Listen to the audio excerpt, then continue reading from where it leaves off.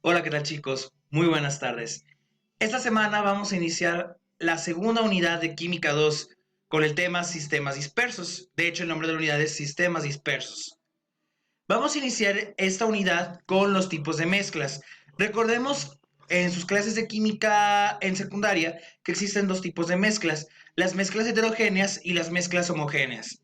Las primeras, las mezclas heterogéneas, son todas aquellas mezclas que cuyos componentes se van a poder observar fácilmente.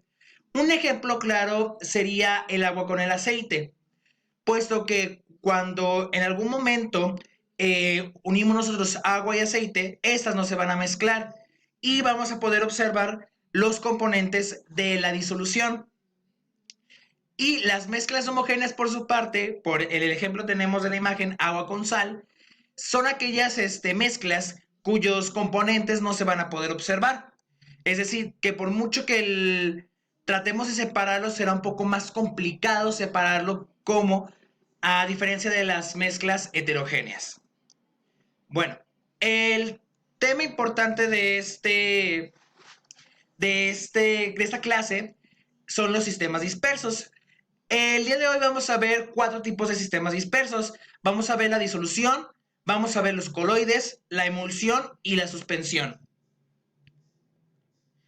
Las disoluciones. Las disoluciones son todas aquellas sustancias, ya sea líquido-líquido, sólido-líquido, gas-gas, gas líquido, el, que generalmente se unen para formar un compuesto diluido en cierto solvente. Ahora, las disoluciones tienen dos partes. El soluto, que es la parte la cual está mezclada en el solvente. Un ejemplo sería las bebidas azucaradas como el zuco o el tang, que son polvos, a los que se le van a diluir en agua. Bueno, las partes de la disolución son soluto y solvente. En este caso, el soluto sería el tang, el zuco, Kool-Aid, y el solvente sería el agua como tal.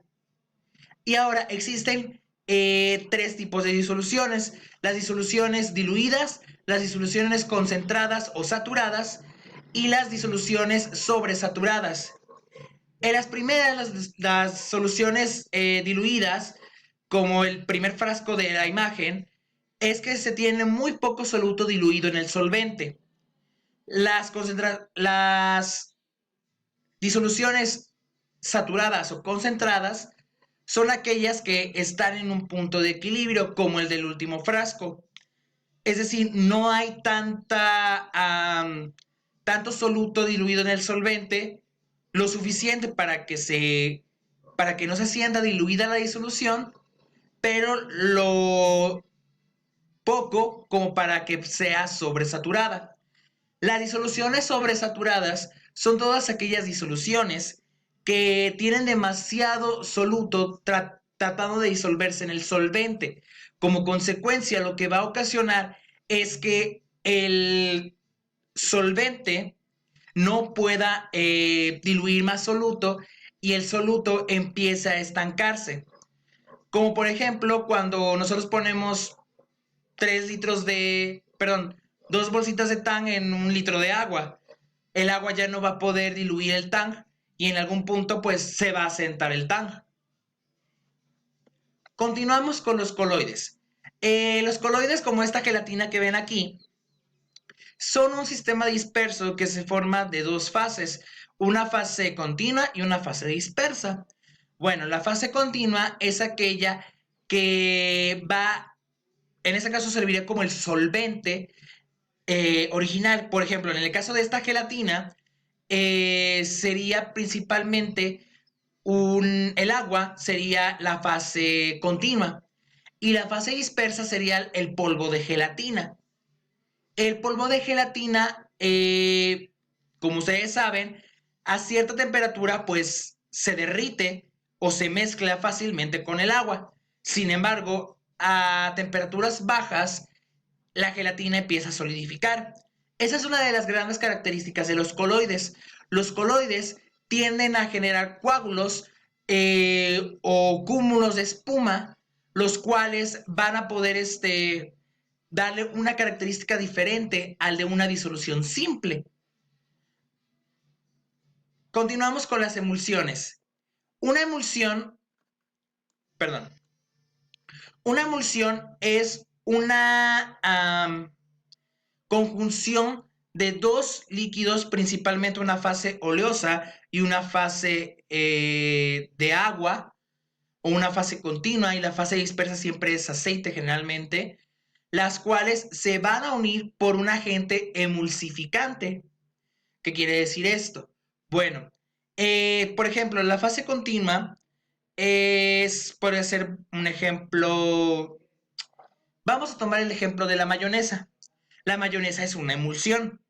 Bueno, la mayonesa, podemos decir que la fase continua sería el huevo. La clara de huevo y el aceite no se mezclan como tal, pero el emulsificante sería la misma yema de huevo, que hace una conjunción precisa entre lo que es la clara del huevo, la parte blanca del huevo, y el aceite. Ahora, en las partes de la emulsión tenemos fase continua y fase dispersa, lo mismo que en el coloide. En el caso de la mayonesa, la fase continua sería la clara de huevo y la fase dispersa sería el aceite. Y repitiendo lo mismo, el agente emulsificante sería la yema de huevo. Bueno, continuamos con la suspensión. La suspensión, a diferencia de la emulsión, son líquidos como agua y aceite, es decir, una fase continua, como lo es el agua, y una fase dispersa, como lo es el aceite, están juntas, pero se tienen que agitar antes de utilizar para que los componentes se puedan juntar o se puedan disolver.